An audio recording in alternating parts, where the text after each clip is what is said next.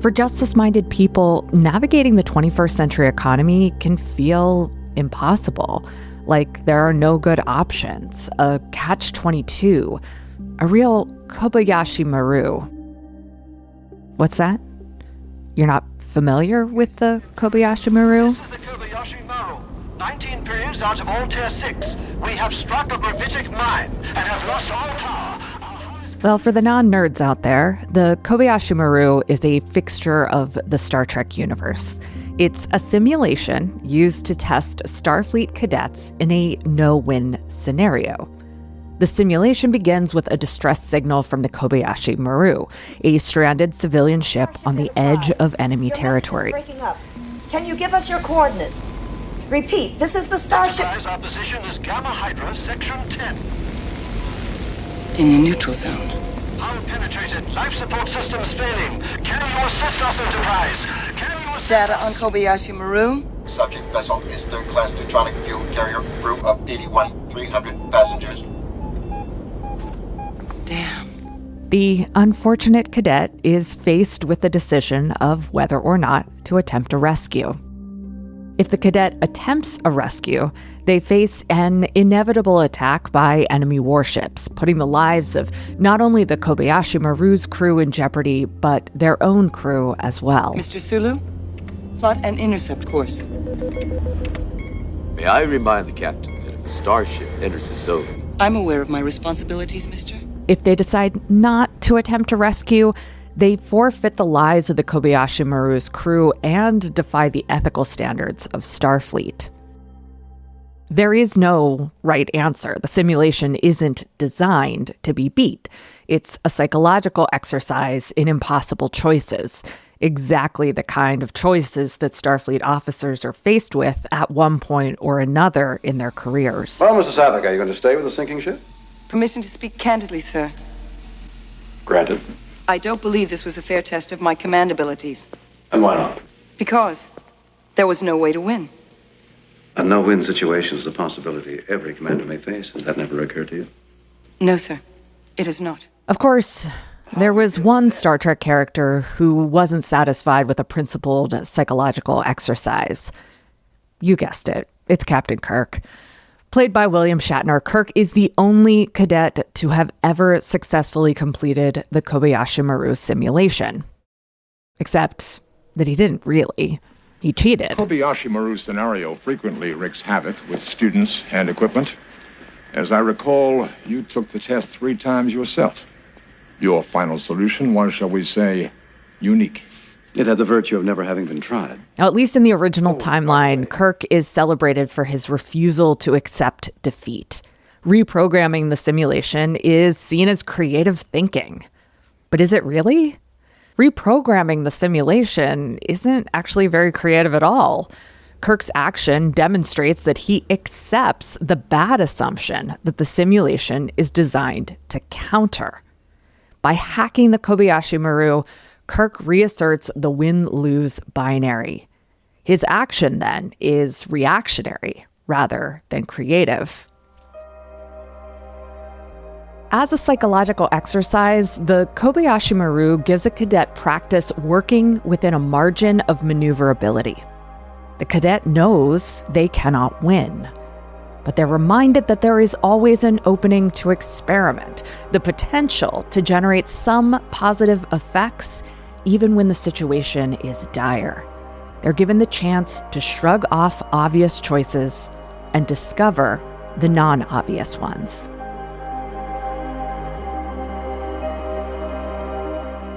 I'm Tara McMullen, and this is What Works, the show that rethinks work, business, and leadership for the 21st century economy.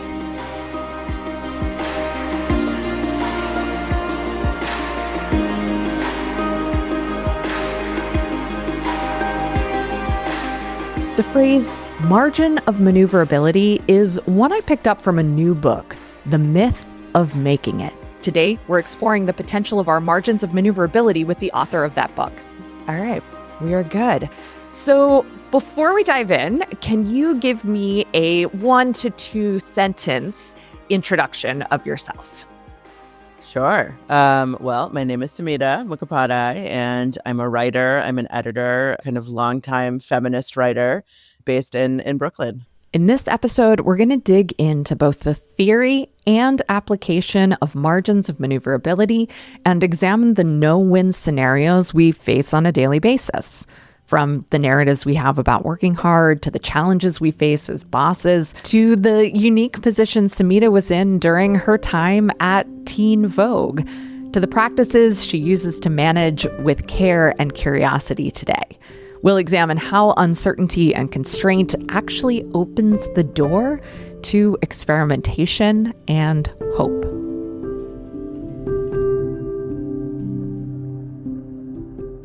Samhita's book explores the no-win scenario that we face when it comes to work in the 21st century economy. More working people have become aware that our struggle and stress are often due to trying to manufacture individual solutions to systemic issues. She writes, "We sit now at a career crossroads, wondering what our next move is." And I think that many of us, similarly, I'm depending on my mood, an elder millennial or a very young Gen Xer. And and similarly, I was taught, like, you hustle your way to the top. I can do anything a man can do. I am choosing my choices.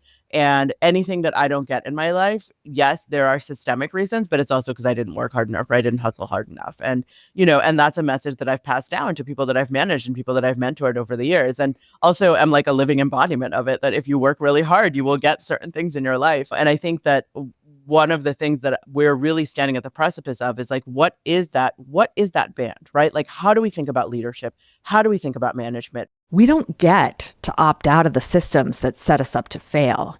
Even what passes for opting out, like Kirk hacking the simulation, tends to reassert entrenched systems.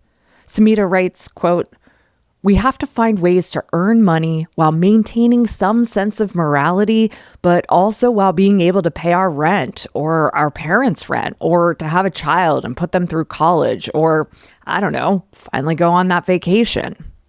Expanding and playing in our margins of maneuverability is a key theme in Samhita's book. Instead of accepting that our choices are limited, she argues for situational and contextual, non-obvious choices. Samhita characterizes the core tension we have to navigate today as between the posture of collective action and mutual aid and the posture of leaning in and pursuing individual success. So the margin of maneuverability is really like the space between those two, what I think as like opposing kind of tension, these like two dualities of how we understand the modern workplace. Essentially, what I was trying to get at is I think that often when we talk about women and ambition, either it's like heavily theoretical, kind of feminist theory, labor theory, all of which I believe and buy into.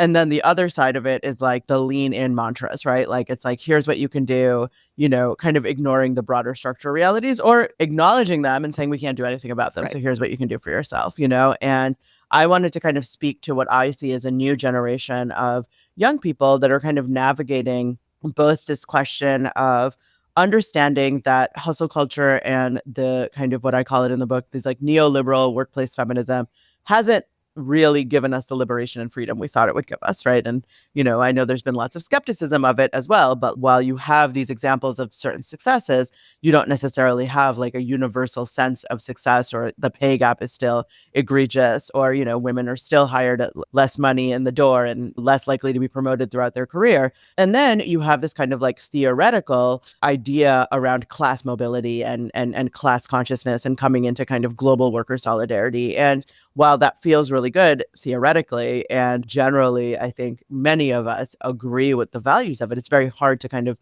integrate that into your day-to-day life if you're not part of a unionization effort, if you're not kind of working in an environment where you can advocate for yourself in that way. And so where are the places where we can collectively organize? Where are the places where it's really important for us to advocate for ourselves, right? Where are the places where when we're managers, we can do more in terms of advocating for more people on our teams versus just worried about our own kind of trajectory. And so really that's what I mean by the margin of maneuverability.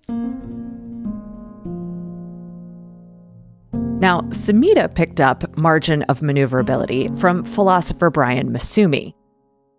Masumi writes that in every situation, there are any number of levels of organization and tendencies in play, in cooperation with each other or at cross purposes. The way all the elements interrelate is so complex that it isn't necessarily comprehensible in one go. He says that there's always a sort of vagueness around a situation because you're uncertain about where you might be able to go and what you might be able to do in that particular context. Our margin of maneuverability depends on uncertainty. The Kobayashi Maru works best when the cadet becomes so immersed in the simulation that they embrace the uncertainty, not of the ending, but of all of the moments up until the end. The end of the Kobayashi Maru is predetermined. It's part of the simulation. Everyone knows what's going to happen. However, the future of work is not predetermined, and that uncertainty can be a source of hope and freedom. Not only do we have the potential in every moment, every choice, but we have the potential to make lasting change through our actions, both individual and collective. And yes, we often experience this as overwhelming or confusing. It can lead to inaction more often than it leads to action. But Masumi argues correctly, I think, that this uncertainty can be empowering when we choose to see it that way. Because you realize that it gives you a margin of maneuverability to focus on, rather than on projecting success or failure. This uncertainty, he explains, gives you the feeling that there is always an opening to experiment, to try and see. And this brings a sense of potential to the situation. And that's really what Samhita's book explores, those openings to experiment, that sense of potential. We are in this kind of moment of consciousness where what Barbara Ehrenreich had called the professional managerial class is coming into consciousness in terms of their own, not just their own labor rights, but also their relationship to their employees.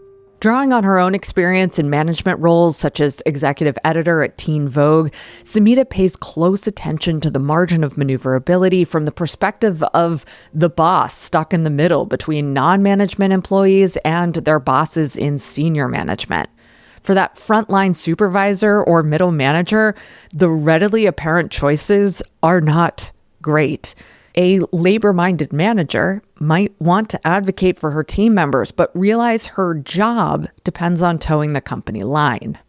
This book really was an effort at having those two sides of myself meet, right? This kind of like how we talk about work, how we sometimes almost like proselytize about how we have to like worker-led unionization efforts, like, you know, we all support them. And then behind closed doors, we're like, how do I get the promotion? How do I get into the management role? How do I get that recommendation? You know, and for anyone that's listening who's had to manage young people, like they are not for it right now. Like, right? Like they are not going to work beyond their capacity. They are not going to, because they understand that those promises that we thought we would get, the kind of financial incentives that we would earn or the stature, many of us haven't, right? Like we haven't been able to buy houses. We still have student debt in our 40s, right? Like we're not, you know, all of these promises that I think this particular type of hustle culture kind of girl bossing yourself to the top didn't ultimately actually give us the life that we had hoped we could have. And so I think because of that, you know, we don't have a choice but to rethink what management means. We don't have a choice but to rethink what it means to support your workers and to support your employees, and what a workplace is structured like, and how invested a team will be. It's exactly this kind of rethinking that Masumi has in mind. Thinking or rationalizing to come to a logical assessment about what the right course of action might be doesn't create an opening for experimentation. A middle manager is likely to weigh her own need for a salary against her desire to advocate for her team members and rationally come to the conclusion that she needs to preserve her own job. Because even if she has to be a hard ass about schedules or productivity, at least she knows she cares about the people she supervises. But if that same manager rethinks and welcomes the uncertainty of her position, she might, as Masumi puts it, find a margin, a maneuver she didn't know she had and couldn't have just thought her way into. Discovering this potential has the power to change us and expand us, Masumi argues. And he says that's what being alive is all about. Being alive means finding small ways to do something different, accepting the tension we feel or the narrow constraints we're presented with, and choosing to do the unexpected. Whether we're managers or business owners or in some other role altogether, our choices aren't binaries. They're not either or. The obvious ones often are, but inventing non-obvious choices is, I think, one of the great joys in life. And inventing non-obvious choices is exactly what Teen Vogue did in 2016. As the teen-oriented spin-off of one of the world's most influential fashion magazines, Teen Vogue was an unlikely entrant into the world of political journalism and cultural criticism. Before Teen Vogue started to go viral with cutting essays and commentary after the 2016 election, it had already started to incorporate more overt political content into its pages. When Samhita became executive editor in 2018, the now strictly digital magazine had a new reputation as a full-throated defender of intersectional feminism and progressive values. I think Teen Vogue was doing something really innovative and different, but the kind of institution didn't necessarily know how to navigate, right? Like there was not really necessarily an infrastructure for like a fashion magazine to all of a sudden be social justice. It was a huge opportunity, and it was this incredible moment to be writing and creating content that felt very aligned with this kind of outspoken generation, very politically astute generation.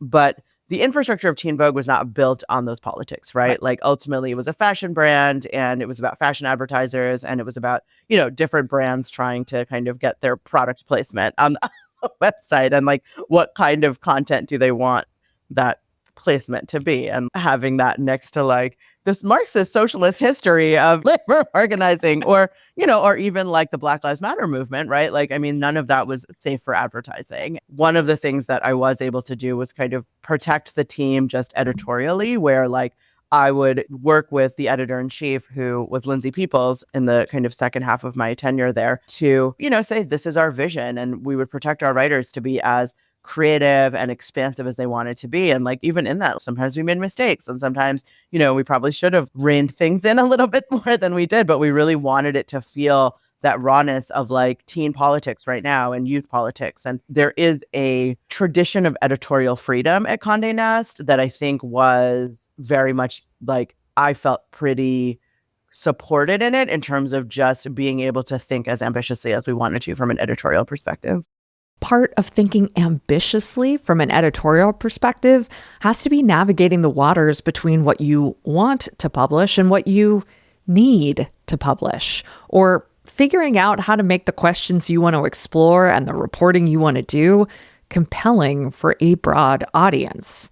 Again, it's another opening for experimentation. Nuance is not a thing that we hold well together, right? Collectively. It is not a thing that we're comfortable with. Like, we don't hold space for it. The algorithm does not support it, right? Everything is very black and white. Everything is you're for it or against it. And so the thing that I struggle with is writing between that. And even like this last piece that I did on Monjaro at The Cut, you know, where I wrote about my experience with semaglutide, I mistakenly checked my other box on Facebook, and someone had listened to me on NPR, and they were like, how dare you say that like body positivity is dead because of this drug? And I was like, that is not even what I said. That's just the headline. Like, that's literally actually not what I said.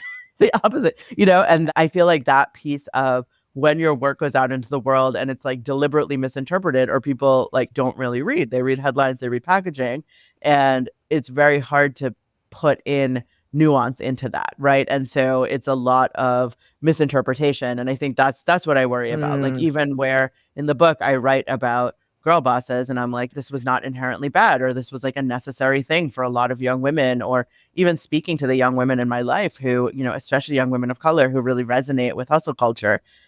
That could be interpreted as me being like too easy on this neoliberal feminist fantasy. And that's something that I really struggled with and was so mindful of. And then to the point where I was like, I actually have to stop thinking about that reader, because that's like the most disingenuous, low vibrational reader that I can think of, who's deliberately trying to pull out a easy meaning out of a nuanced thing that I'm trying to say. And so that's the thing I struggle with more than anything, especially in terms of going mainstream, is like nuance does not do well that way.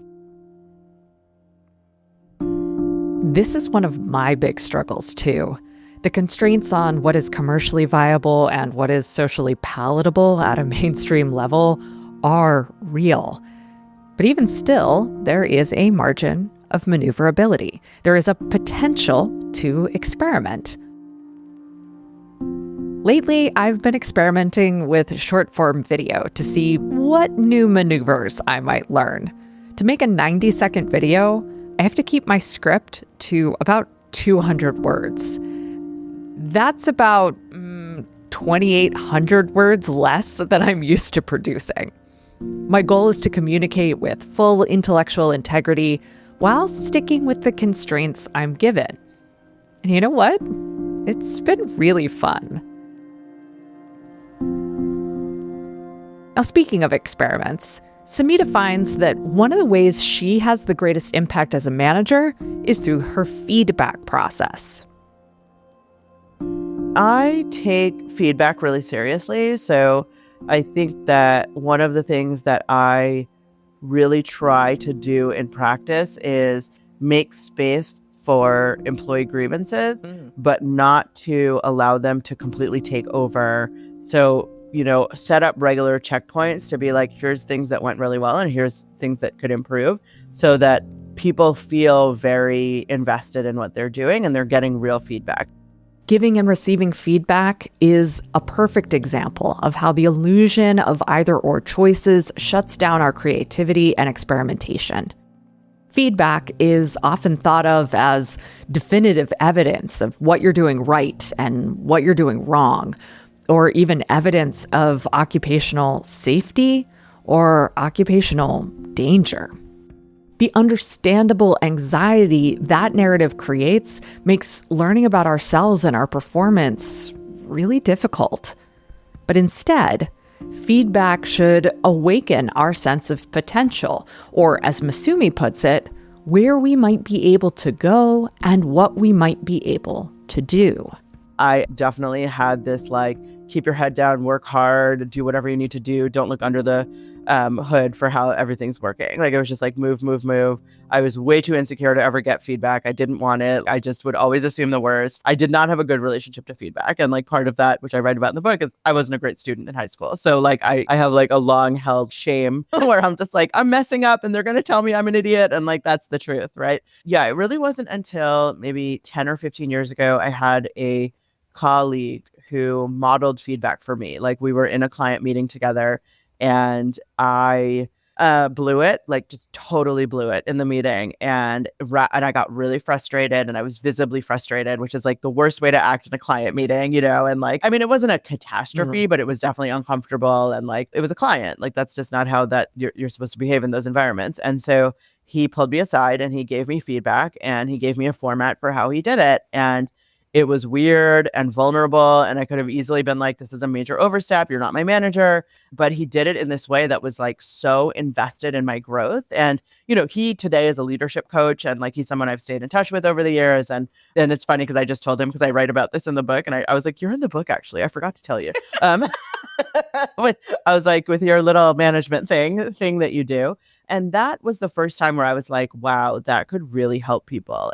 Samhita has made generative feedback a pillar of her approach to management, and that's exactly what her team members are looking for.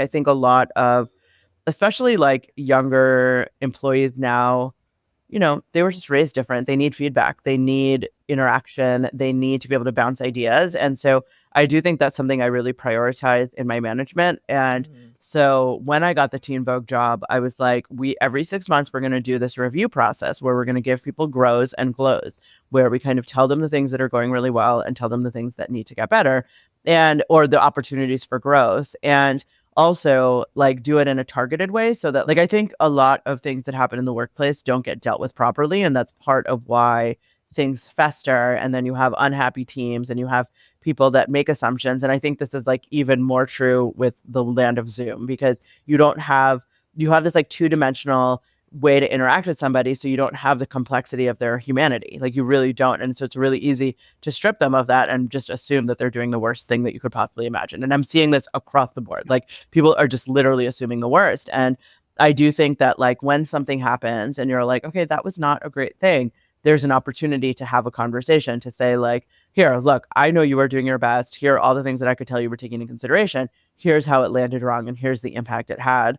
And here's how we can do it different next time. And 9 times out of 10, people like really appreciate that feedback, but you have to be honest about it. And you also have to be like, hey, I screw this up too. Like, and I say that, I'll be like, I screw this up. I wasn't listening either. Like I also, like whatever, but just to be, and so it's taken practice, and it's also just taken a certain level of comfort with being vulnerable with my team. That's like, maybe sometimes like I think some old school managers have thought are inappropriate, but that I felt like I needed to just be really honest and to get buy-in from them, to be like, you're not just some like suit that's telling me what I need to do or reading a form, but this is a much more like organic experience between us. Whether it's navigating the role of a middle manager, pushing the boundaries of a media publication, or giving and receiving feedback, we inevitably run into constraints. You're bothered by your performance on the Kobayashi Maru. I failed to resolve the situation. There's no correct resolution. It's a test of character. May I ask how you dealt with the test? You may ask.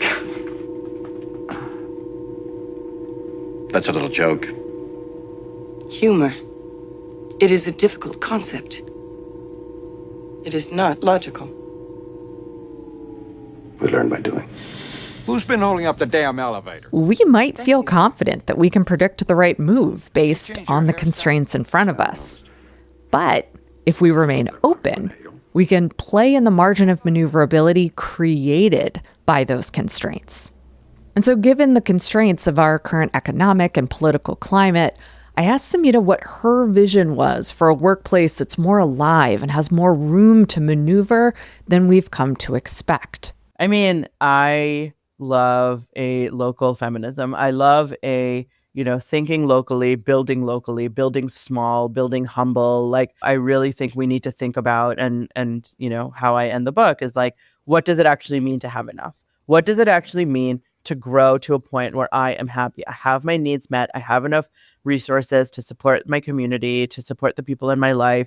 What does that actually look like? And what does that look like collectively? Like, how do we start to support each other and being like, yeah, no, I actually don't need to live in a high-rise building. I actually don't need the $7,000 outfit for that's really crazy, but you know what I mean? Like, it's like, how do we get more comfortable being in community with each other without feeling like we need so much and we need to be kind of competing with each other about what we have? Because I think that is not making us happy. And I do think this bigger question of like, what does it mean to have enough? And then to actually build our work lives around those feelings. And I think that's one piece of it. I think the other, which is the missing piece, which is not necessarily my own experience, but one that I just see so clearly, is the role of the family. And like, where does caretaking play into all of this?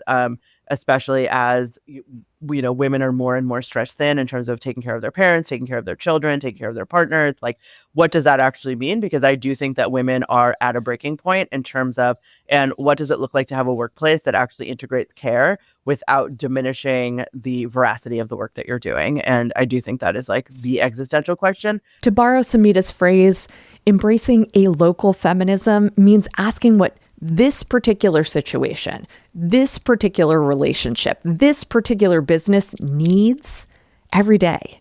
A local feminism doesn't follow a set of matriarchal best practices decided upon within the upper echelons of feminist theory.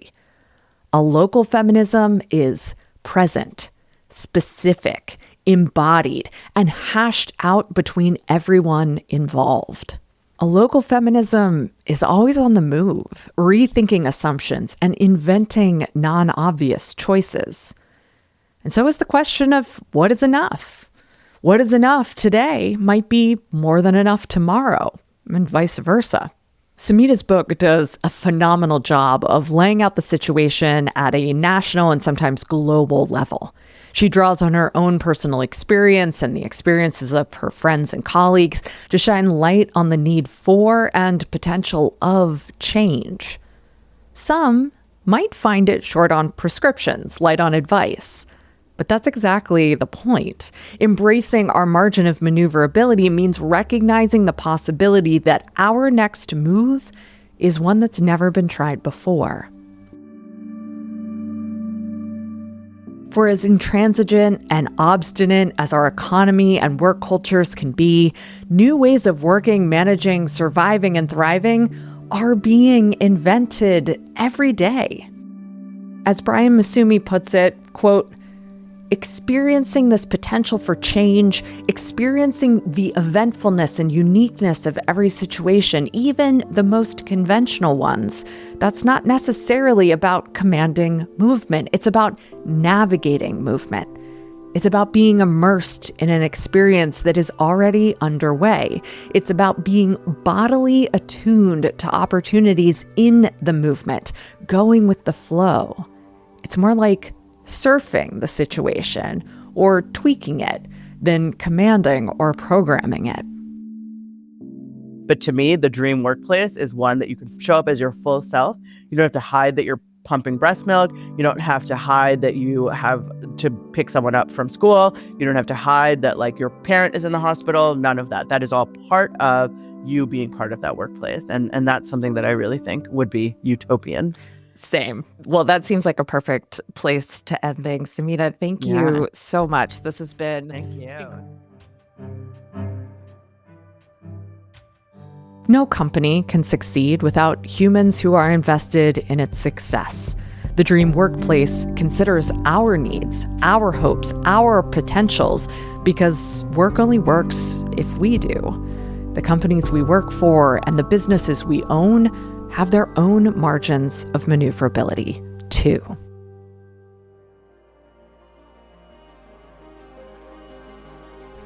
Huge thanks to Samhita Mukhopadhyay for sharing her time, stories, and perspective with me. Her new book, The Myth of Making It, is out Tuesday, June 18th. Pick it up from your local independent bookseller, the library, bookshop.org, or wherever you get books. If you enjoy What Works and you want to see this kind of thinking continue, please consider upgrading if you have the means. For just $7 per month, you get access to my premium columns, live quarterly workshops, and discussion threads. Go to whatworks.fyi to upgrade. That's whatworks.fyi. What Works is a production of Yellow House Media, a podcast production agency for people changing the way we think about culture, creativity, leadership, and work. Our production coordinator is Lou Blazer. Our production assistant is Emily Kilduff. This episode was written and edited by me, Tara McMullen. Marty Seafelt is our audio engineer, and Sean McMullen is our fearless leader and executive producer. What Works is produced on stolen land.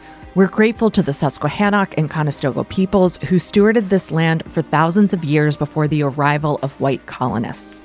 The Yellow House is on the unceded land of the Ktunaxa Nation and the tribes of the Salish and Kalispel.